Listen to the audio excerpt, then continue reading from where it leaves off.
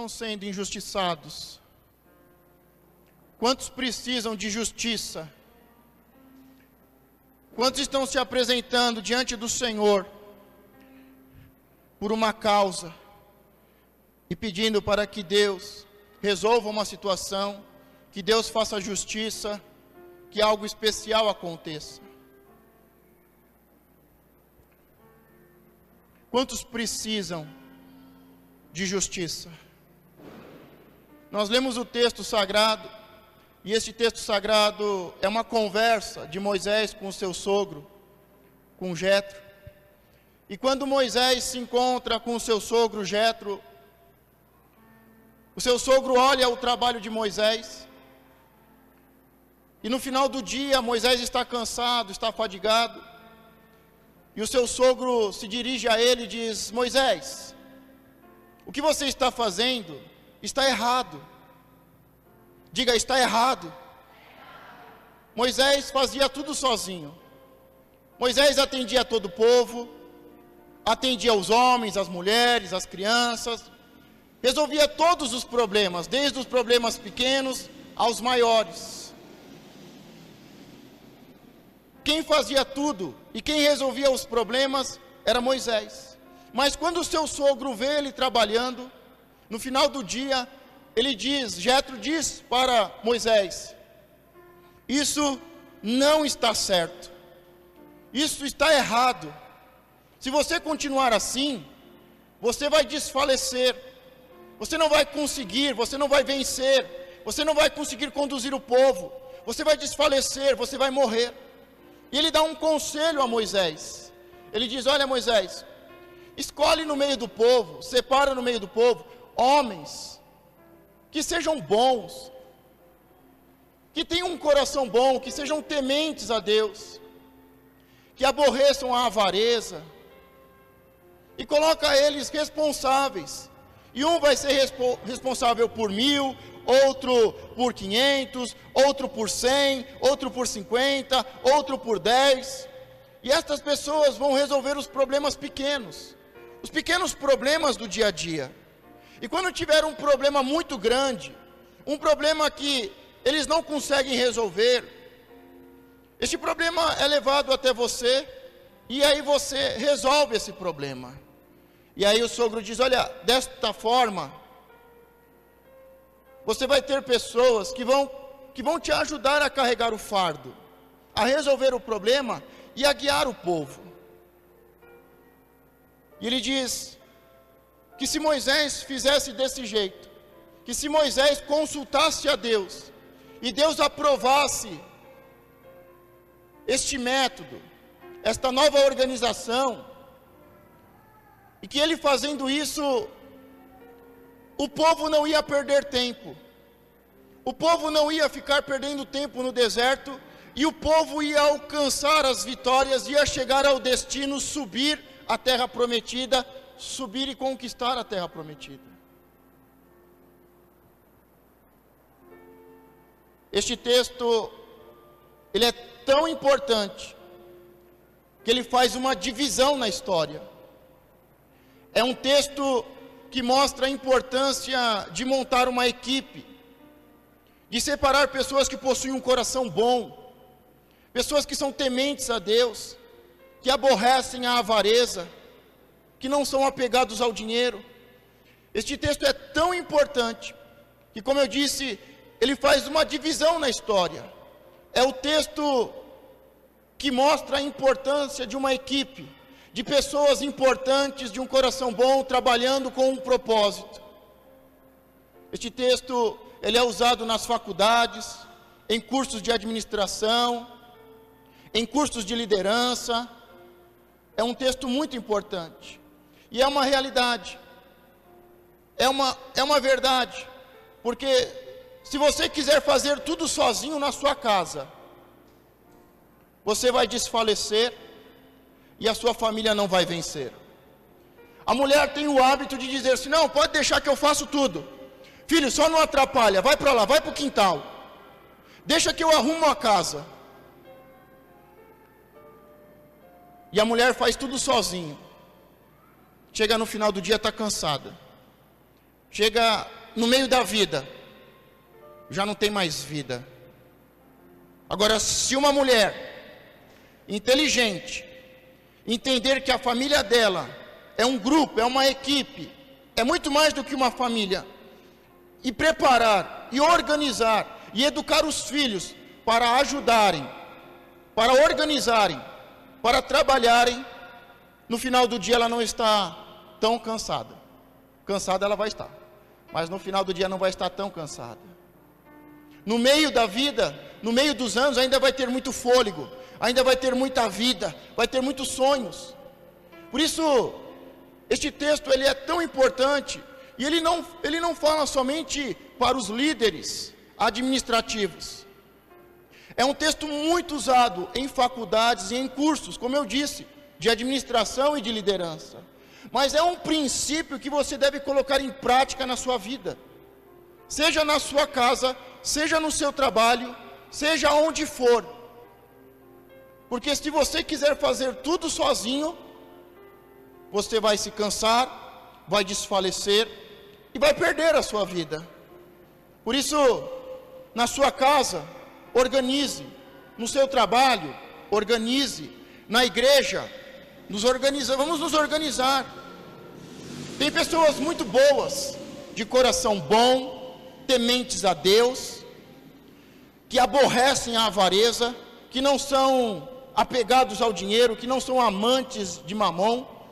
E Moisés, ele coloca em prática esse texto, ele coloca em prática esse conselho, e como eu disse, faz uma divisória na história.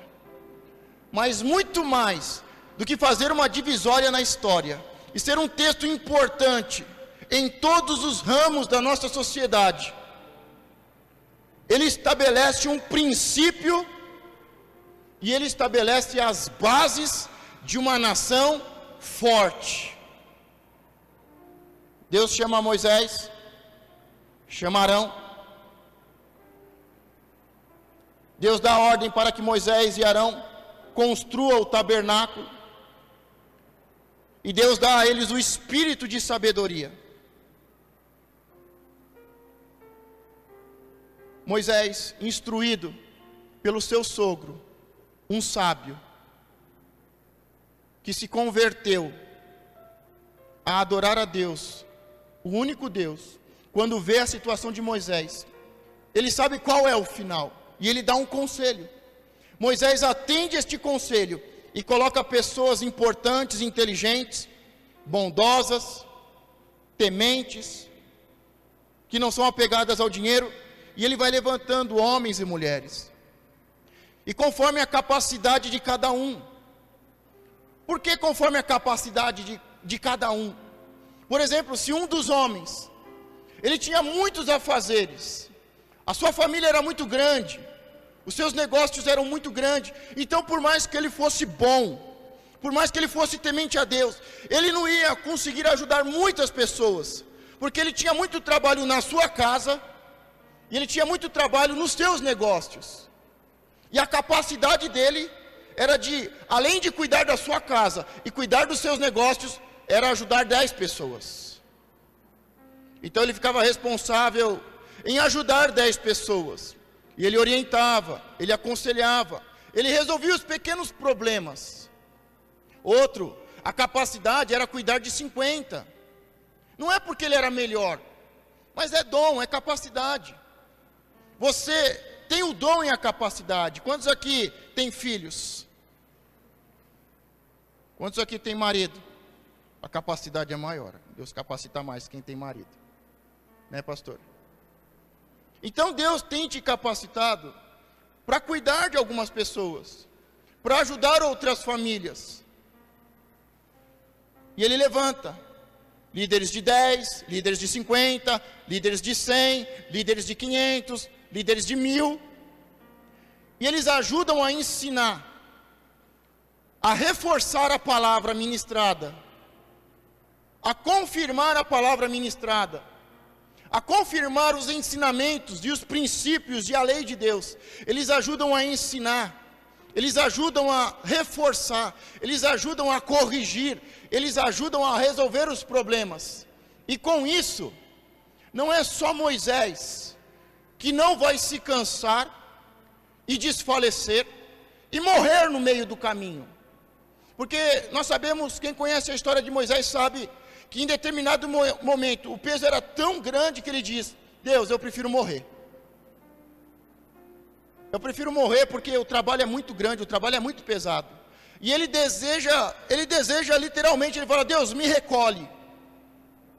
Tirar o povo do Egito, tudo bem. Enfrentar Faraó, tudo bem. Mas enfrentar os problemas do povo é demais. Me leva, Deus. E ele chega a esse ponto. E nós vemos que quando uma pessoa quer fazer tudo sozinho, ela se cansa, ela se estressa, ela desfalece e ela morre. E ela perde a unção, ela perde o chamado. Moisés chegou a esse ponto. Mas ele levanta esses homens e as coisas começam a funcionar. Homem, não faça tudo sozinho na sua casa. Mulheres, não faça tudo sozinho na sua casa. Você precisa ensinar os seus filhos a recolherem o lixo. Você precisa ensinar os seus filhos a varrerem o chão. Você precisa ensinar os seus filhos a lavarem o quintal. Vocês precisam ensinar as suas filhas a lavarem a louça, a passar roupa. Fala, Deus.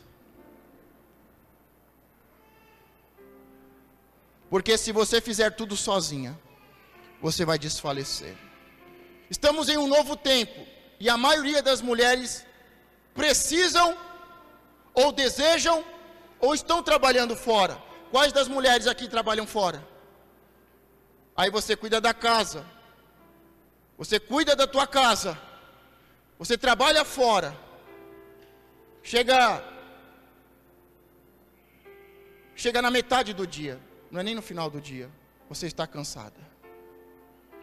Agora, se você pedir ajuda ao seu marido, eu tenho certeza que o seu marido vai passar roupa. Eu tenho certeza que se você ensinar os seus filhos, eles vão arrumar a cama, eles vão lavar o banheiro. Não faça as coisas sozinho. Chegou a hora de você organizar a sua casa, chegou a hora de você organizar a sua vida, chegou a hora de você organizar o seu trabalho, e ter um bom trabalho, e ter uma boa casa, e ter uma boa família. Este princípio é tão importante, que assim que Jesus começa o seu ministério, ele coloca este princípio em prática.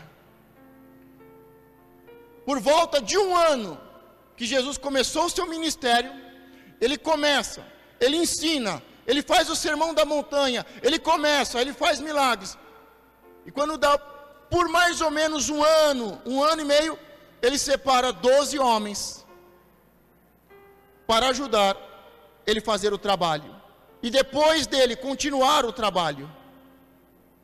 Muitos estão sofrendo, muitos estão desanimados, muitos estão querendo parar no meio do caminho e dizendo: Deus, me leva, porque não estão sabendo trabalhar em equipe.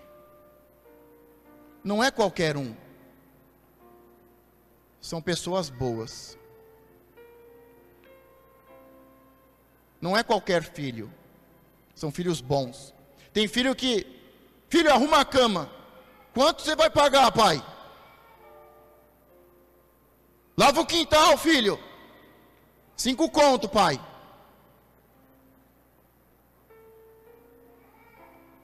Não é qualquer filho.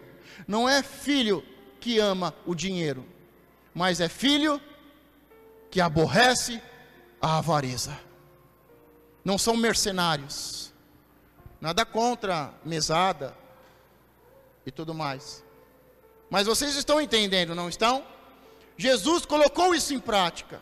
E nós que somos filhos de Abraão na fé e discípulos de Cristo, temos que colocar em prática. Para de reclamar. Para de manha. Para de dizer que não aguenta. Para de dizer que é melhor Deus te recolher, porque vai que Ele recolhe. Vai que Ele diz: sobe o monte. chegou a hora de ter uma vida inteligente. Chegou a hora de organizar a sua casa, de organizar o seu trabalho, de organizarmos a casa de Deus. Precisamos de pessoas para a oração, para o círculo de oração. Precisamos de pessoas para trabalhar em diversos setores. É o ano de fazer a obra do Senhor. 2017, fazermos a obra do Senhor. Precisamos de pessoas inteligentes, capacitadas, para ajudarem na manutenção, para ajudarem no som, para ajudarem no louvor, para ajudarem no evangelismo, na oração. Deus está chamando você para trabalhar. Pergunta, por quê? Por quê, pastor? Porque você é bom. Porque você é temente a Deus. Porque você não é avarento.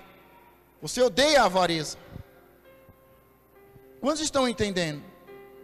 Mas este sistema que começa com Moisés, ele levanta esses homens.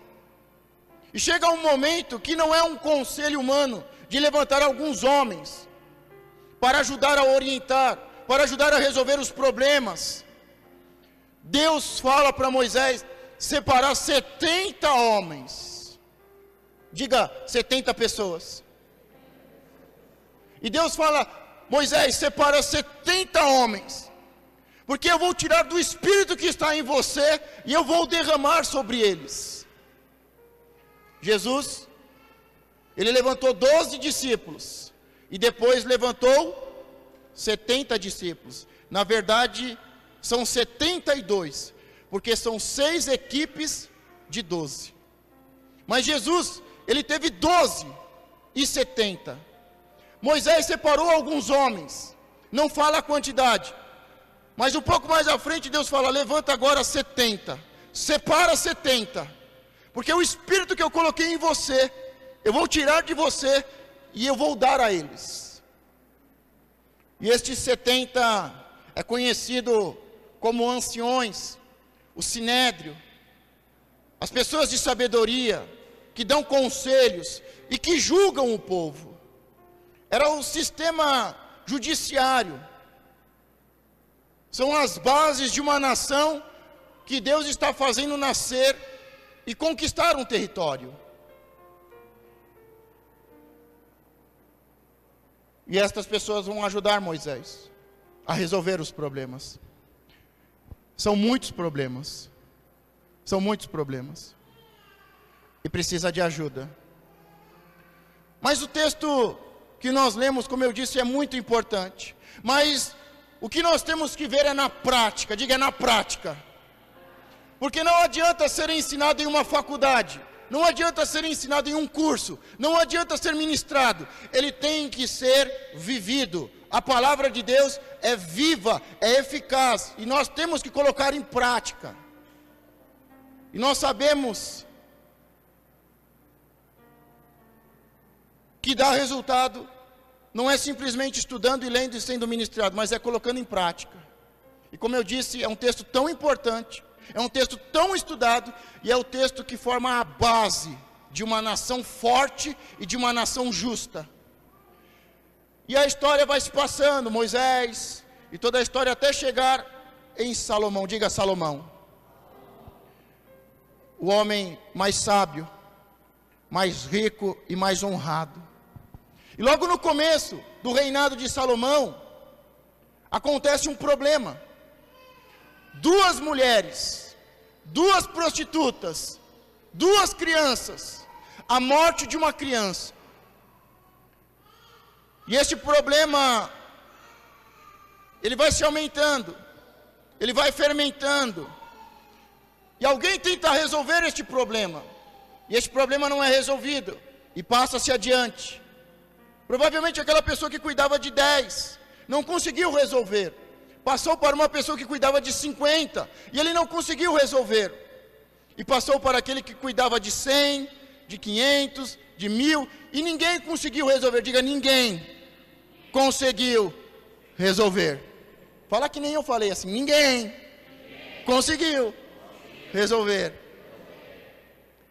E quando ninguém consegue resolver, se leva a Moisés, se leva a Salomão, o líder, o representante. Ninguém conseguiu resolver.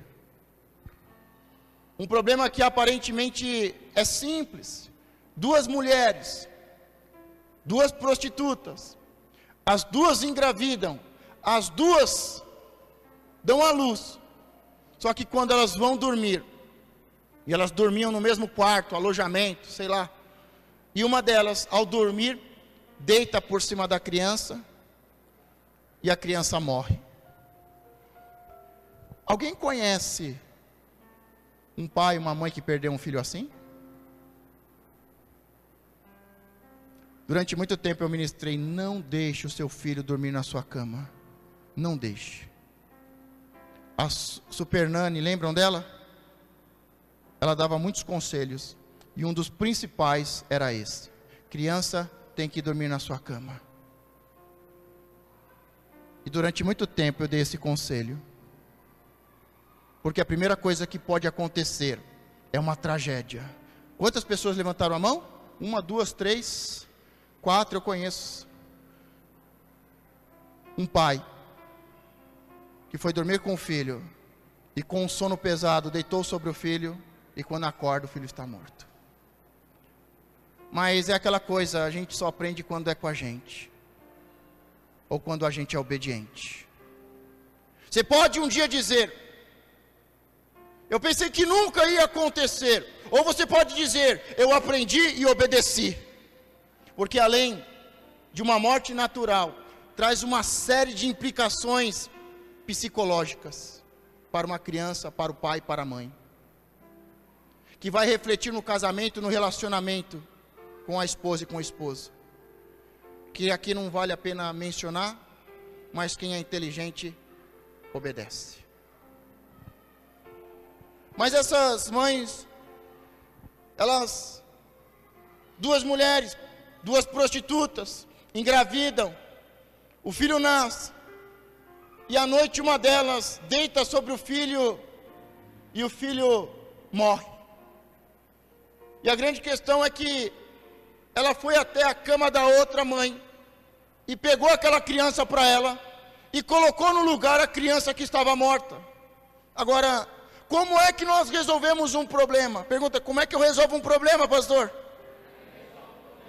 A primeira coisa, para você resolver um problema, na sua vida, na sua casa, no seu trabalho e na igreja, e em qualquer lugar, a primeira coisa, você tem que ouvir os dois lados da história. Tem que se ouvir as duas mulheres. Tem que se ouvir as duas. Tem que se ouvir as duas. As duas. Não, prostituta. Mulher, nós já falamos. Tem que ouvir as duas mulheres e as duas prostitutas.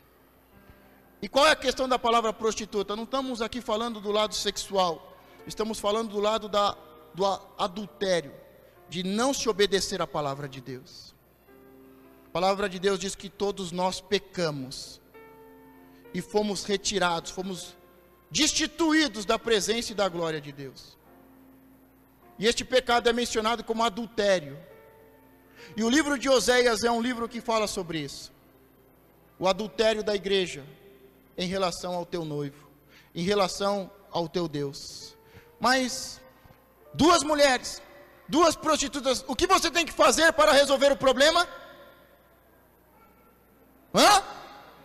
A primeira coisa que você tem que fazer é ouvir os dois lados. É comum você ouvir a primeira mulher e dizer: puxa vida, essa pessoa está certa. Como aquela mãe, que safada, prostituta, cretina.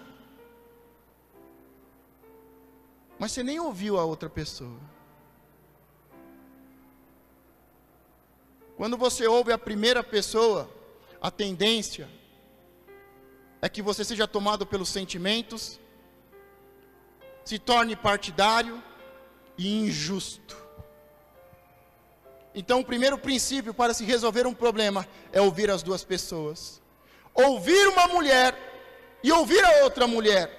Ouvir uma mulher prostituta e ouvir a outra mulher prostituta. É muito interessante que quando nós começamos o ministério, e quando a pastora Carla começou a fazer os primeiros aconselhamentos há 12 anos atrás, 10 anos atrás, alguém procurava a pastora e contava a história.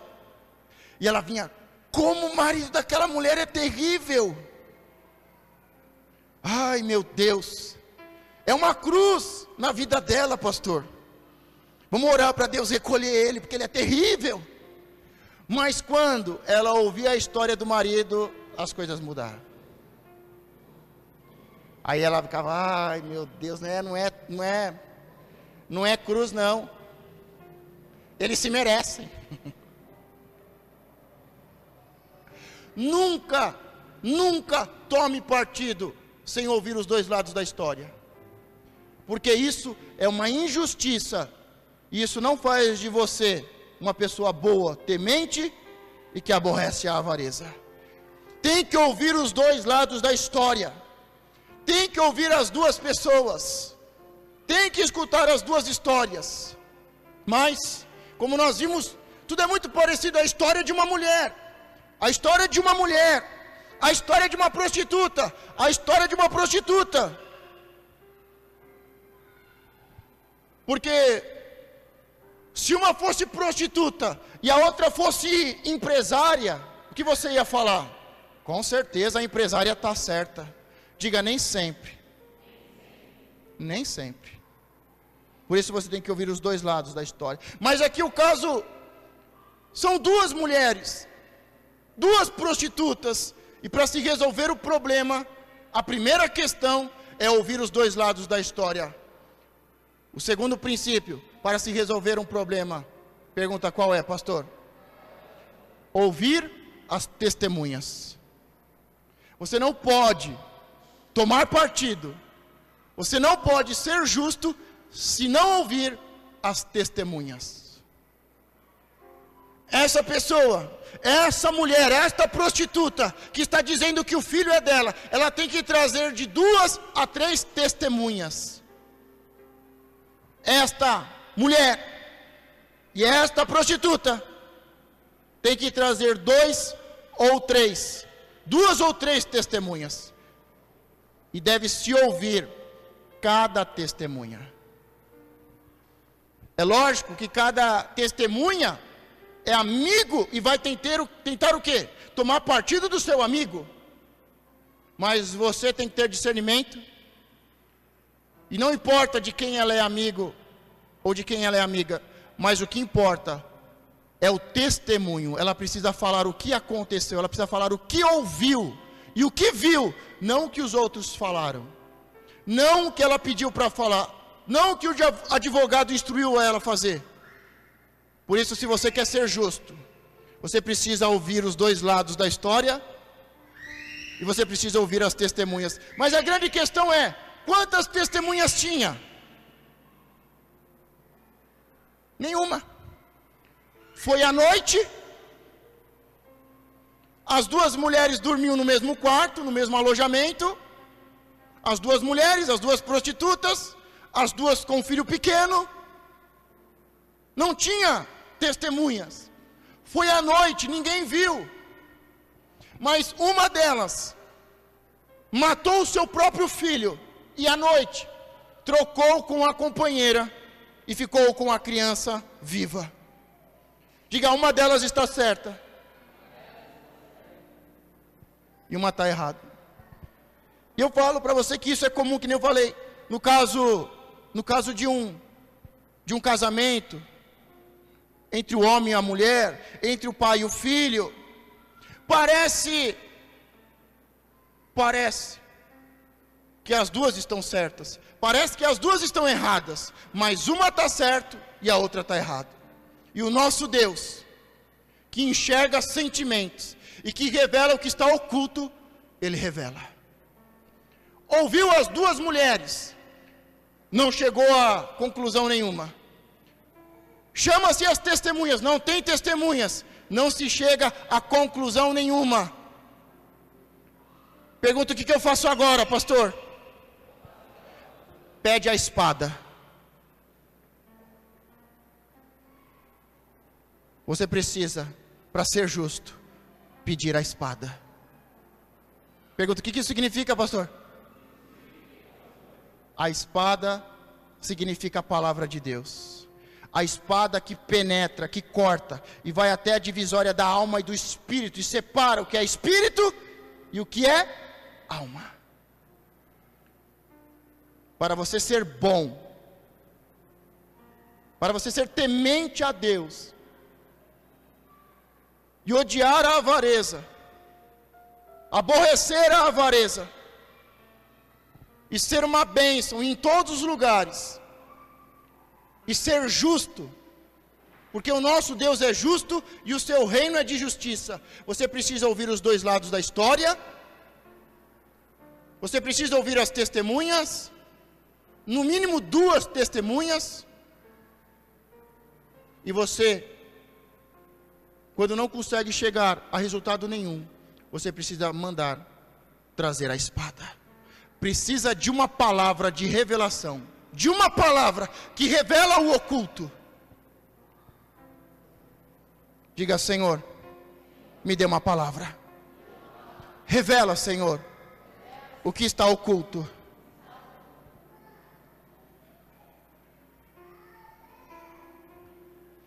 Que eu já aconselhei de casais. E o homem fala uma coisa e a mulher fala outra. O que eu já atendi de casais, que o homem fala uma coisa e a mulher fala outra. O que eu já atendi de problemas, que um fala uma coisa e o outro fala outra. E você precisa, debaixo do Espírito do Senhor e da unção de Deus, resolver problemas. Um líder, nós vemos que eles vão levantar líderes. E líder significa resolver problemas. O problema é que a igreja brasileira entende que ser líder é cantar, ser líder é pregar, ser líder é usar terno. E a verdade é que ser líder, você ser líder de você mesmo, é você resolver os seus problemas. Você ser líder na sua casa é resolver os problemas da sua casa. Você ser líder na igreja é parar de dar problema e começar a resolver os problemas. Quantos estão entendendo? Diga, eu quero ser justo. Deus está te chamando para fazer a obra do Senhor. 2017, o ano de fazermos a obra do Senhor. Deus está separando as pessoas boas, tementes, que aborrecem a avareza. Pessoas que não são presas a títulos e a vaidades. Pessoas que não são injustas, mas pessoas que resolvem o problema. Porque o maior problema de um líder que não organiza e não levanta outros líderes, não é ficar cansado e desejar a morte, mas é porque o povo não chega ao destino. Quando uma equipe está organizada, a equipe faz todo o povo chegar ao destino. Qual é o seu destino? Qual é o seu alvo? O nosso alvo é Cristo. O nosso destino é a conquista, é a vitória. Por que muitas pessoas não avançam e não conquistam? Porque ao invés de resolverem problemas, dão mais problemas. Elas aumentam o problema, elas fermentam o problema, elas se tornam parte. Esses são meus amiguinhos, esses são meus inimigos, esse é da minha tribo. Esse é da tribo Fu, e eu não gosto dele. Diga, um Deus justo tem um povo justo. Salomão, ele manda trazer a espada e diz, eu vou cortar a criança no meio. E quando nós trazemos a espada, a verdade é revelada. E aí a mãe verdadeira diz, olha, eu prefiro perder o meu filho. Eu prefiro perder o meu filho, mas eu quero o meu filho vivo. E a mãe falsa, o falso líder, o falso filho de Deus diz, se não vai ser meu, não vai ser de ninguém. Se não é para mim, não é para ninguém. É o ciumento, é o invejoso. Esse não é filho de Deus. Não preciso nem falar de quem ele é filho. Você sabe de quem ele é filho.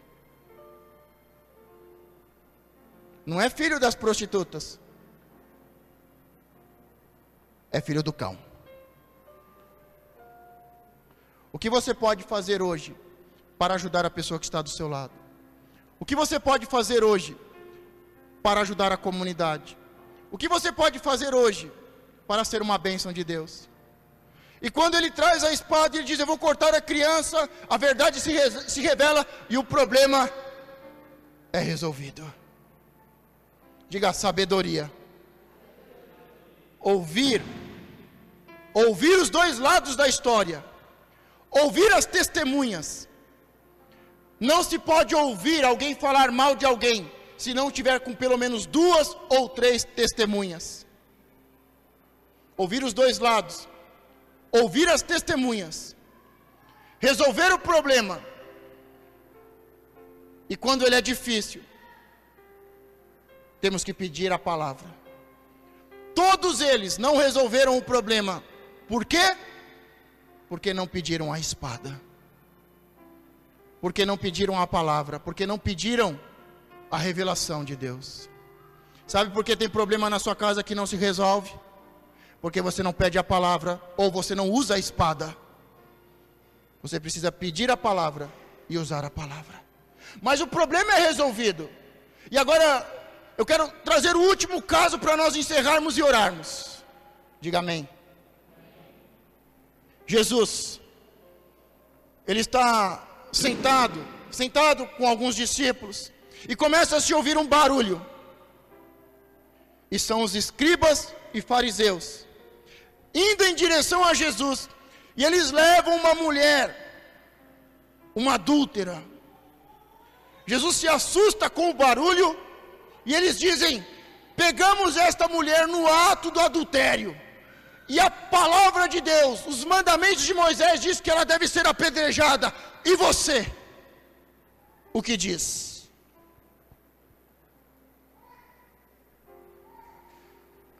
A palavra diz que Jesus estava curvado, escrevendo na areia. Isso me faz lembrar algo muito importante. Perguntar o que, pastor? A mulher curvada. Quantos lembram da história da mulher curvada?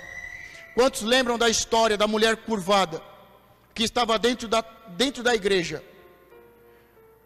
E Jesus curou ela. E Jesus expulsou o espírito da enfermidade.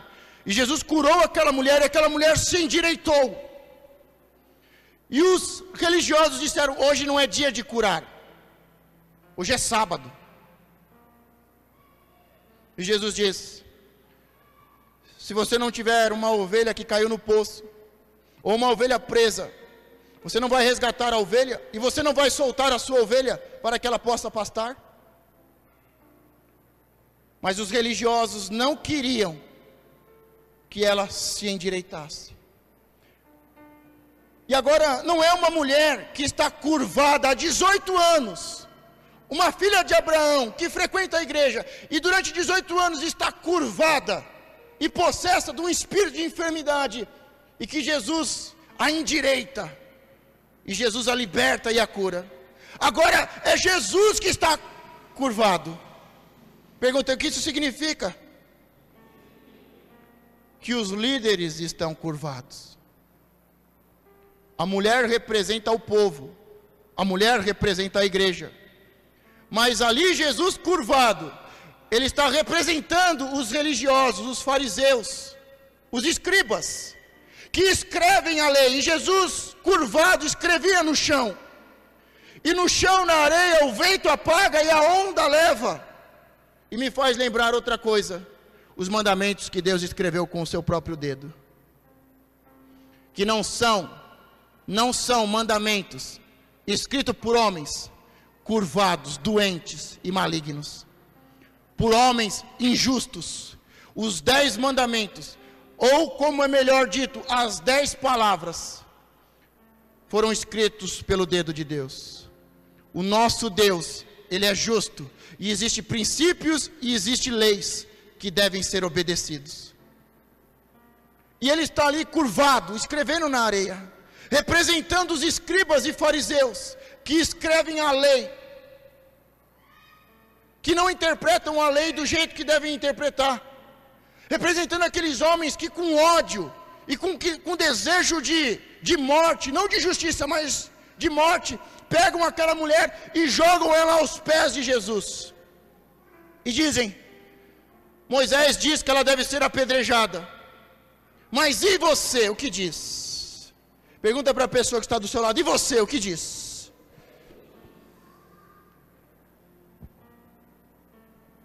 Uma das duas mulheres estava certa e a outra errada.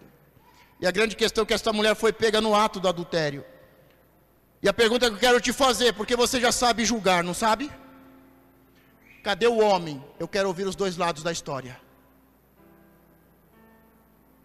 Pergunta: cadê o homem?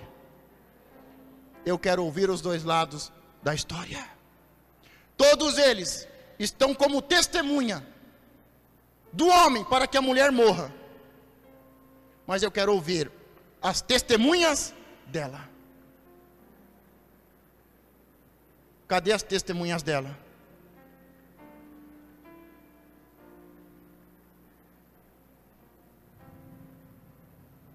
E Jesus, a Bíblia diz que ele se endireitou.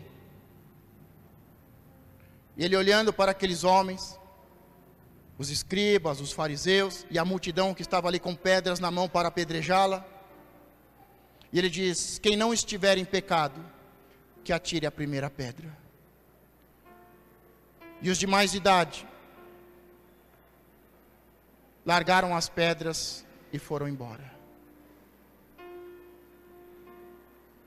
E aquela mulher que estava aos pés de Jesus, Jesus estende a mão, ajuda ela a se levantar e diz: cadê os seus acusadores?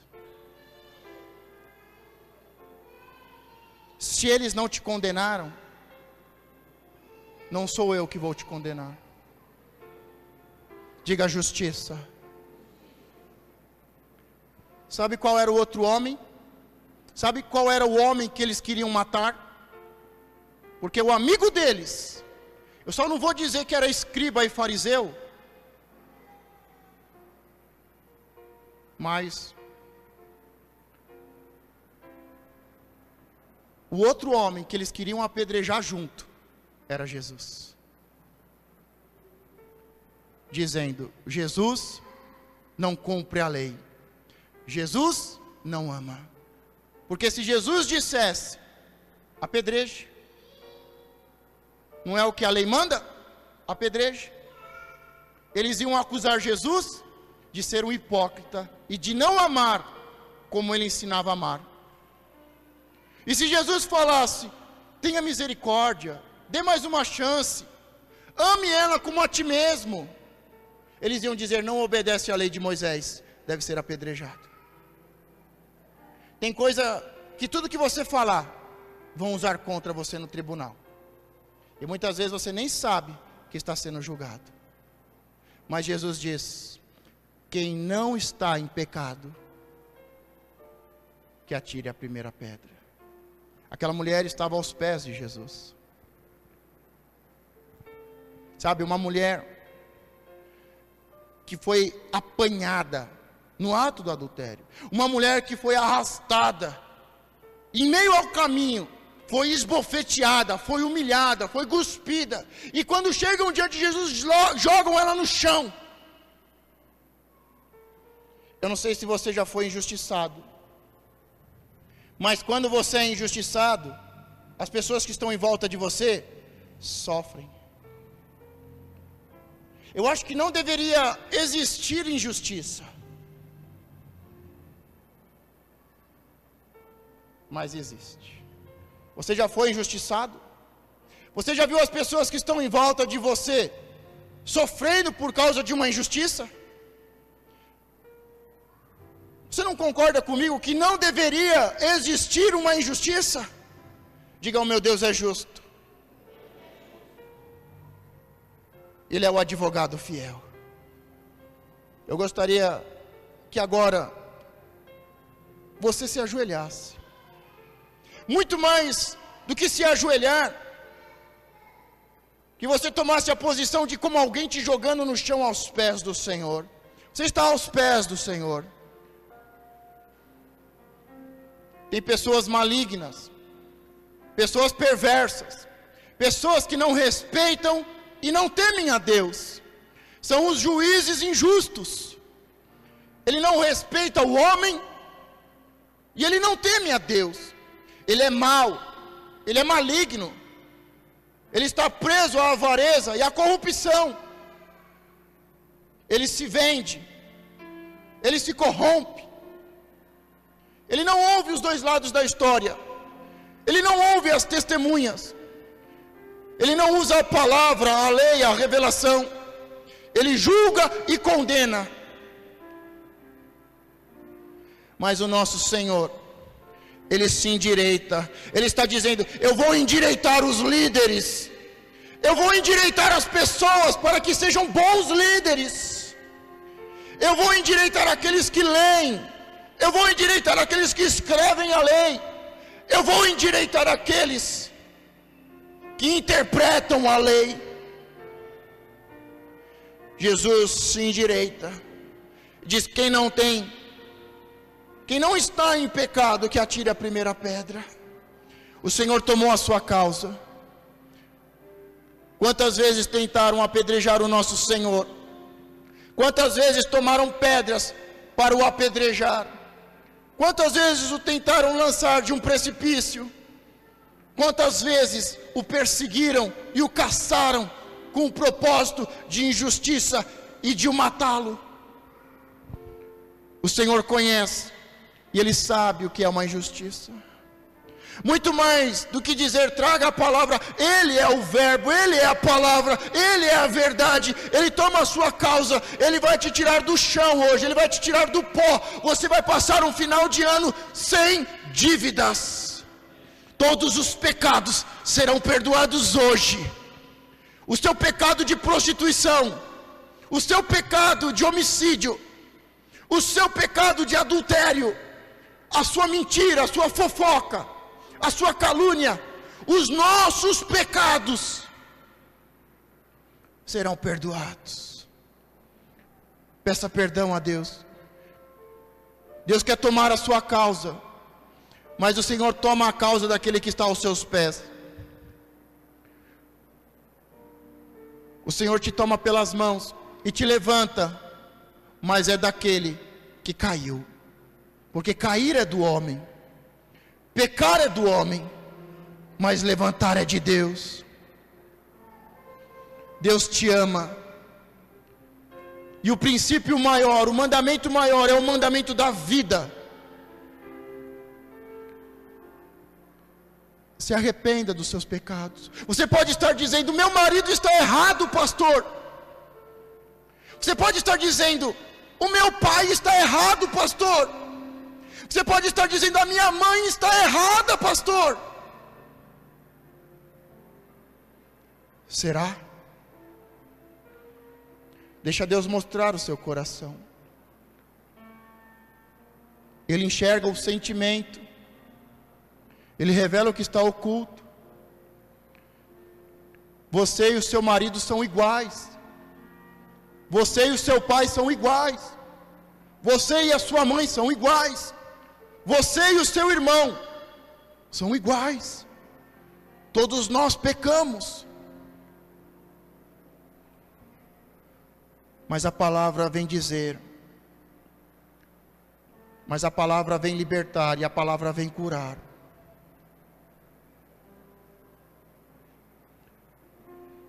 Quem tem a espada e tem a revelação, que use agora, perdoando, liberando perdão.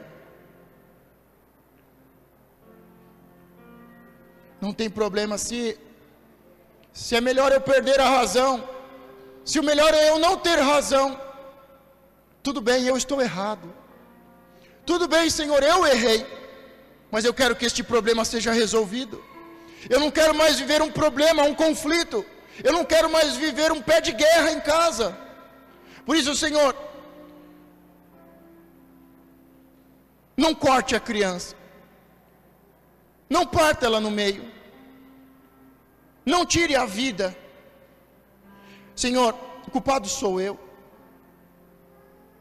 Eu não quero perder a vida. Eu quero me arrepender e receber perdão e vida eterna, vida abundante. Por isso, Senhor, me perdoa. Me perdoa, Senhor. Perdoa, meu Pai, a tua igreja. Perdoa os teus líderes. Perdoa os homens, as mulheres. Meu Pai, nós precisamos voltar a sermos uma família.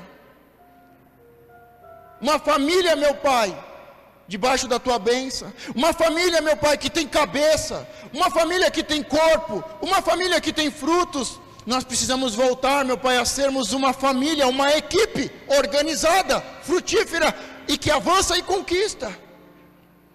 Nós precisamos, em nossa casa, em nosso trabalho, nós precisamos ser na igreja uma família, uma equipe. O Senhor está levantando novos trabalhadores, pessoas boas, tementes e que aborrecem a avareza, pessoas que são justas e que farão justiça. Levanta, Senhor, homens e mulheres neste lugar, para serem obreiros, para serem presbíteros, pastores, para serem ministros, para serem enviados. Levanta homens e mulheres para serem professores, dos semeadores, de música, de instrumentos, de artes, de dança, de artesanato, de línguas, de reforço. Levanta professores e mestres para ensinar a tua palavra, a tua doutrina, os teus mandamentos. Levanta, Senhor, responsáveis, líderes responsáveis que fazem a diferença, que não esperam, mas que fazem, e que fazem direito, e que resolvem o problema. Senhor, vai mostrando, vai revelando, vai levantando 12, 70, 120, 500, 1000. Senhor, eu te peço, me coloque, meu Pai, sobre 50, me coloque sobre 100, me coloque sobre 500, me coloque sobre 1000.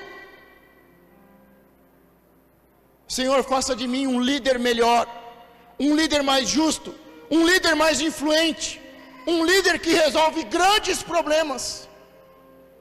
Levanta, Senhor, líderes de 10, de 50, de 100, de 500, de 1000. Levanta, Senhor. Quero dizer para você que hoje você sai daqui justificado. O fariseu entrou na casa de Deus. O fariseu entrou na casa de Deus e disse: eu não sou como os outros. Eu sou dizimista, eu sou bom, eu faço jejum. Mas um publicano entrou na casa do Pai e batia no peito: Senhor, eu sou pecador. Senhor, eu sou um problema na minha casa, eu não consigo vencer.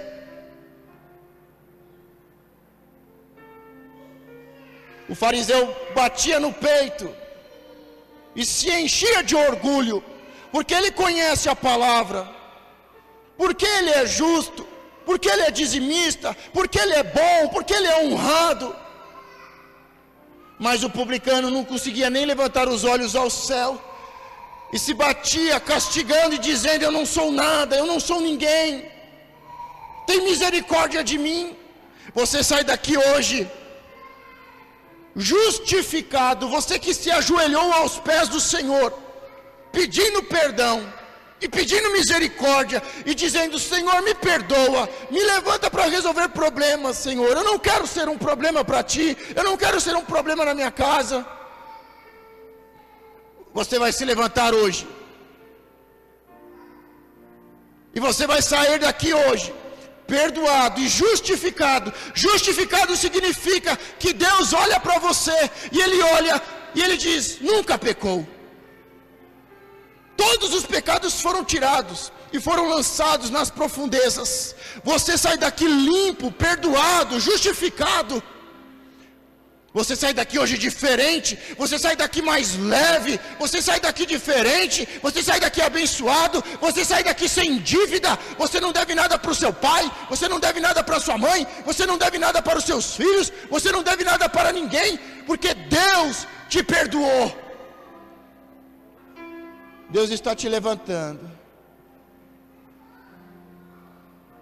Diga: Deus me perdoou. Diga: Ele é misericordioso. E a sua bondade dura para sempre. O Senhor disse: vá e não peques mais. Você foi perdoado, não há dívidas. Você foi justificado. Vai e não peques mais. Espírito Santo, nos dê força para vencermos a tentação. Espírito Santo, quebra a iniquidade. Desfaz a maldição hereditária. É uma noite de libertação, de cura. Você ia morrer. A dívida leva à morte. O adultério, a prostituição leva à morte. Mas Deus te perdoou. Deus te ama. A dívida foi paga. E não há mais dívida. Você vai entrar em 2017 sem nenhuma dívida. Deus te ama. Deus te ama. E Ele te dá vida e vida em abundância.